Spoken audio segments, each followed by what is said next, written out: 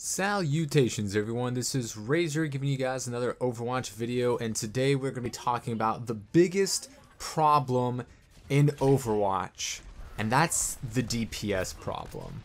This is a multifold situation here, so I'll try to break it down to some basic ideas.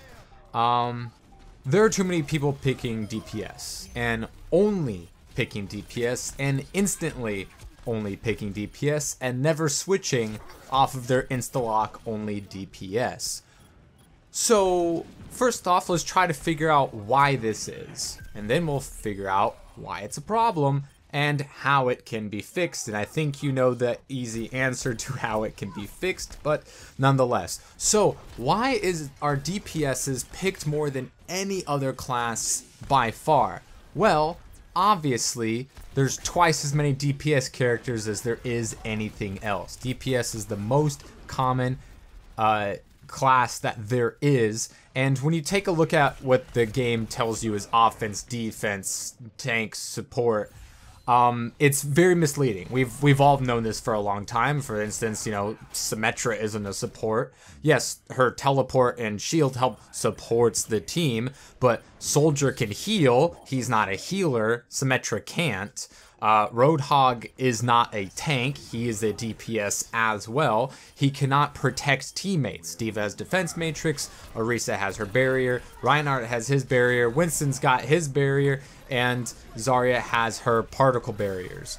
So, Roadhog, while now he can kind of face tank because of his take a breather, allows him to survive absolutely every single thing in the game, including ults, just easily for free no matter what, and it's on a pretty short cooldown. He's not a tank. Symmetra is not a healer, and so we have all your offense heroes, those are all DPS. All your defense heroes, those are DPS. And then you have Roadhog and Symmetra are also DPS. So, and now there's a lot of hybrid things to it. So you don't necessarily really need two healers if you have, a Roadhog and a Soldier as your DPS. Because they can kind of heal themselves, especially Roadhog. Roadhog doesn't need a pocket. He can pocket himself because his take a breather is so insanely strong. Sombra you can use instead of a second healer, because if you utilize her health packs, then you can get those heals out. And if you have two healers and a Sombra, that means either one of your healers or your Sombra is just not getting their ult as quickly as they should be, because there's only so much healing that can go around. And when it comes to DPS, it's a bit of a problem because people always gravitate towards the DPS role. No matter what game it is, if there's a DPS role, it will always be the most common. In every MMO and any RPG that has any sort of classes or anything, any sort of characterizations of a roster, if you go to any MMO, for instance, there's always going to be, no one's ever looking for a DPS. They're looking for a tank, they're looking for a healer, they're looking for a troller. No one says, oh, we need a DPS. We can't find anyone to play DPS. DPS is by far the most used classification in any game that has a DPS role, a tank role, a healer role, a crowd control, or a troller, or whatever other subclass that they might throw out there. I don't know, a thief, an acrobat. But so people always gravitate towards the DPS role because, oh, you do damage, you kill things, and then you win because they're dead and you're alive, right? And it's very easy to do. And if you're by yourself, healing isn't gonna help you very much. Tanking, you're not going to be able to kill things as fast. So I'll just be DPS, so that way when I'm alone, I can just, kill all the things in, RPGs and MMOs and stuff like that. But Overwatch, of course, is a team-based game, and there's only 6 slots out there. And the fact that so many people, ever since before Overwatch came out, they're like, oh, I'm going to main this character. I'm going to main that character. I'm going to main that character. This is not a fighting game. This is not Street Fighter 4. You do not main characters. There is no, oh, I'm a Reaper main. I'm always gonna play Reaper no matter what because I'm a Reaper main. That's not gonna work for you. There's going to be certain maps and certain compositions where you are going to struggle if you restrict yourself to only playing Reaper. And this is a problem in Overwatch because people got it in their heads that, oh, maining. I need a main. I'm just gonna only play one character in this game full of a bunch of characters, just like in a MOBA or something like that. I'm gonna be this character main. Now it's fine to have a favorite character, to have a most played character, to specialize in a character, especially if you're in a team, whether it's a professional or just a solid large group of friends, to have a sustainable group comp that is pretty static, Oh, so that way you always know, we're going to have the right amount of DPSs, we're going to have the right amount of healers, we're going to have the right amount of hit scans, we're going to have the right tanks in the right situations. Oh, this person can play Hanzo, but on certain maps, Hanzo's not going to be so great, but their Reinhardt is better than the other teammate who usually plays tank, but they usually play Winston. They're not as great as Reinhardt, so it's nice to have all of the roles filled. But because everyone wants to play DPS because they think that's the only way they can contribute, they think that's the only way that their worth can be, obvious, they go for DPS because everyone wants the ball, right? Everyone wants the rock. Everyone wants to be LeBron James. Everyone thinks that their DPS is godly. And guess what? It's just not true. It's just not true. DPSs aren't as important in this game. I mean, it was very important in the dive meta, but not in the death ball and not so much here right now because, healing was so powerful back in the triple tank days. DPS wasn't as important. You needed your 3 tanks and you needed an Ana, and then everything else you can kind of mix and match for the situation.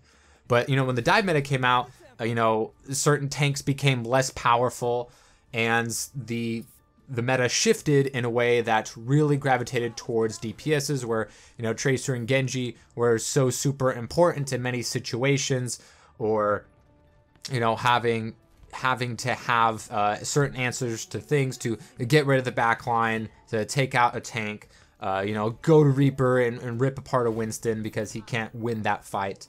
That's just the way that the meta kind of started to shift at the end of the last season going to this one, where DPS is no longer the ruler, and DPSs until dive comp were the least important. They were the least impactful. Back in the death ball and triple tank days, the best characters in the game, the characters that gave you the most impact, were Reinhardt, Lucio, Ana, Diva, Zarya. Those were the most important characters to have on your game because they could survive the longest, they can keep each other going, they have the speed boost, they have the healing, they have the barriers and the sustainability to where it almost didn't really matter what DPS you have. And you see this a lot in the professional level where you take a look at Lunatic High and a lot of the other big Korean teams out there. Their most important, their most powerful and impactful players are the ones playing tank and healer.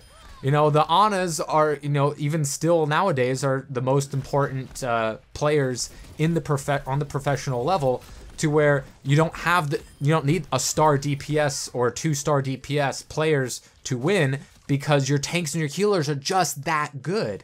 And that is still possible at lower levels, but because of so many people think my Hanzo is godly, I got a double kill once, or oh, my McCree is amazing, I once got a play of the game against a bunch of bots. It's not going to work out. It's not going to work out if by, oh, I'll just pick Bastion and I'll never die. Well, that's not going to work unless you have, someone to protect you. If there's already a soldier, a McCree, and a Widowmaker on your team, don't pick Bastion. If there's already, a Tracer and a Genji, maybe there's no need for that Junkrat because you're playing Route 66 and you're going to need more than one tank. A lot of people don't seem to understand this. They think their DPSs are good, but if that were the fact, then they wouldn't be where they are, because their skill that they purport to have would put them in a different echelon. And this isn't me trying to complain that I never get to play DPS, I want to be the star. I don't honestly care. I would like to play DPS more often than I currently am because I always have to play tank or healer because I'm a flex player. I play in solo queue or I'll duo up with one friend, maybe 3 at some times, but it's never enough because the randoms on my team, I'm not at the higher levels. You know, this isn't Masters, Grandmasters, or top 500. So I think everything below that, Diamond and below, I think I would consider that as lower levels. I am included because I am there. Don't seem to understand the importance of tanks and healers, and they think that DPS is always going to be the way to go when triple DPS can work at the higher levels where people can take advantage of a good Widowmaker, where an Ana can out-heal a Mercy, because the reason Mercy is so good here, because, you know, tanks are super reckless, and DPS people, they go for 1v6s way too often, so they're just in the fight, and they need a Mercy to save them, to where maybe an unskilled, you know, Lucio or Zen or Ana won't be able to save their asses as much, and Mercy comes in with all her iframes, and she's able to res and kind of pick up the slack for all the mistakes teammates are making. But if you have a decent tank and a good Ana, or a decent Ana and a good tank, then Ana's going to get more heals than a Mercy ever could, because her teammates are staying alive. She has the best burst healing. She's got long range capabilities. She can't heal through walls or barriers like Mercy can, so she's not the end all be all. But there are situations where you need healers, which is every single game. There's situations where you need tanks, which is every single game. So triple DPS, quad DPS never works. Don't do it. You're automatically gonna lose. Unless the other team is playing quad DPS and they're just worse at playing quad DPS than you are. But if you want to do triple DPS, you're gonna need coordination and you're gonna need some sustainability. Otherwise, having one tank or one healer is not going to work out of the gate. So whenever I'm queuing up in a game and I'm either if I'm with somebody or if I'm alone, first 4 people insta-lock DPSs, and it's like, oh well, GG, game's over. We're not gonna win, because that's not how a winning comp. I'm not saying you need 2-2-2 to win. That's the only possible thing. No, I've won on a triple DPS team. I've lost against triple DPS teams. I think we all have. But in most cases where there isn't communication and people aren't playing at a high level, I think you only really need one of the two, because if you're playing at a high level, you don't need as much communication because people are going to know their role. So let's just take a look at my stats for the last season, because it's the only stats that I myself am privy to with a little bit of context. And of course, context matters. So let's look at my time played and my win percentage of those players. Now, win percentage is calculated every 10 minutes, so it is a little misleading to where you can play a character for 20 minutes and win a game and your win percentage is only 89%. It's like, how does that work? Or you could go 0-3 with a character and the win percentage is 24%. So, you know, things are a little misleading and context does matter. But let's, you know, take some of the outliers out of the equation. And if you compile all of my time played and my record with tanks, healers, and DPSs, I played 130 games as a healer, 158 games as a tank, and only 76 games as a DPS. So how does that all run down? Well, we have the winning percentage here, and as a healer, all combined, you know, take out some outliers, or, you know, I only played Bastion, for instance, like 4 minutes, so I'm not going to be counting that to my 1-0 record for Bastion. But take a look at healers, tanks, DPS. My record as a healer for last season, I was 63-65 with 2 ties, so sub 500 there. Take a look at my time with tanks, 77-79 all together, 2 games below 500 as well. Then we take a look at my DPS, my least played characters, I'm 44-32. Nothing amazing, but markedly better than my win percentages with healers and tanks. I would have no problem playing a healer and tank only. You know, I would find just being a Zen main or a Lucio main or a Diva main in 90% of games if I won all those games. But because I don't win, then sometimes I don't want to be a healer or a tank, because I know If I play DPS, we're probably going to win. And if my team insta-locks triple DPS or insta-locks 2 DPSs to where a third DPS would be detrimental to the team because of the map or the composition that we're going up against, I can't be DPS because it would hurt my team more than it would help them if I'm the one fragging out because everyone else is dying. Our tanks aren't going to be on the point as much. So if I don't get to play DPS, I probably lose in competitive solo or duo queue at lower levels. If I do get to play DPS, we probably win. And that, granted, there's some possibilities to this. Either, now let's try to figure out which is more likely, either I am god awful at tank or healer, much worse than the average player, or my DPSs are possibly above average.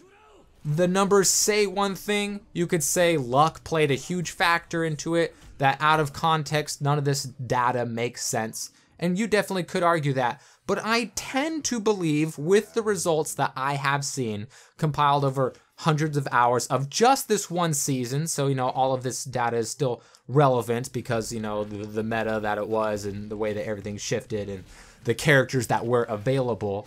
I think I'm a better DPS player than average because when I play DPS, we win, and when we don't, we probably lose. I love it when I'm Winston and I only die 3 times and we shut the enemy team out. It's awesome.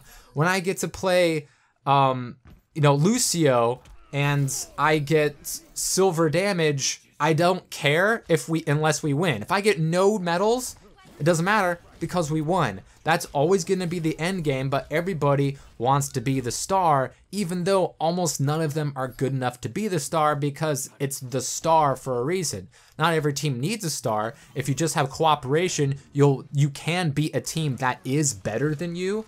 And if you make the right picks and if you swap, as a flex player should, and it is harder to rise up in SR if you are a flex player, everybody knows this, it's just a fact, you can definitely hurt yourself if you want to, you know, just fill a team by, oh, we need a healer, I'll be the healer. We need a tank, I'll be the tank. I'm not the asshole insta-locking Hanzo every game and going, we need a healer, we need a healer. If we need a healer, I'm gonna be a healer because I wanna win. And sometimes that works out, sometimes it doesn't. So DPS insta-locking solo mains are by far the most common type of player you see in all levels of Overwatch, from quick play all the way to top 500. But, you know, anything below masters, those types of people they tend to be toxic. And if you can only play DPS, then you're not good at Overwatch and you should try to get better, either at any other thing or what you're doing right now. I have no problem if the Genji on my team just goes ham and carries us through as I get by with only a bronze medal on my Reinhardt as I go 20-11. But if we won, that's all that matters. Unfortunately, this sentiment is not shared, and that is the biggest problem in Overwatch. And just as a disclaimer, I'm not one of those people that will tell somebody to switch. I can hope and wish for it, but I'm not gonna go, yo, Reaper main 69 XXX 420 blaze it no scopes, you know, go to Diva.